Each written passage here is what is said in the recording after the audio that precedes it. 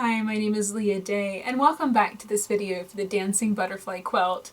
Today we're stitching a design called Hot Hot Spiral. It's basically a combination of wiggly flame shapes and spirals. I'm sure you're going to like it.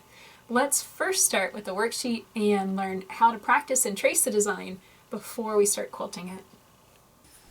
So here's the worksheet for this design, and if you'd like to find this printout, you can click right here to go to leahday.com and pick it up in the Dancing Butterfly Quilt pattern.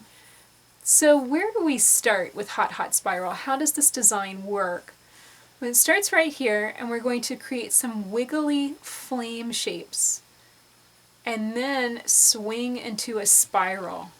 So you're going to kind of wiggle in and wiggle out, just swirl around, and wherever you can, fit yourself in a nice spiral design. So you're going to kind of swing in and swing back out. That's called an open spiral. The other spiraling design that we've learned this year is a light spiral, and it's a slightly different style of spiral that includes travel stitching. This one doesn't, so this might feel a lot easier for you to stitch. So now that you know how it works, spend some time tracing and practicing this design before you're ready to quilt it. Now let's see how it looks on the machine. So here's a little row of Hot Hot Spirals stitched within the quilt. And again, I aimed for about a 2.5 to 3 inch row of working the design. I found that felt comfortable in my hands, but you might feel differently if you want to shrink it down or you want to expand it and make it bigger. Either way is perfectly fine. I do encourage you to always work from left to right or right to left when you're stitching the designs, because this allows you to form the design without getting lost in it and wasting a lot of time just trying to wiggle around and fill the space. This works very logically.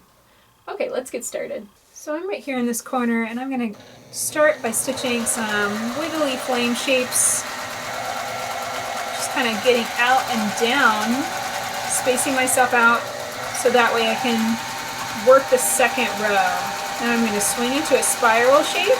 I'm coming out and then inside, and then as soon as I get out, I wiggle right into another flame shape. This design might be something that requires a good amount of, not necessarily tracing, but drawing freehand without any marks, because it's one of those designs that has, well, its own kind of language. You have to be able to know where to put your spiral, where to start swinging in, and then how to swing back out again. And that really comes with practice. There's no right or wrong way to stitch it. Just remember to about every 3 or 4 flame shapes that you stitch to try and fit in a spiral.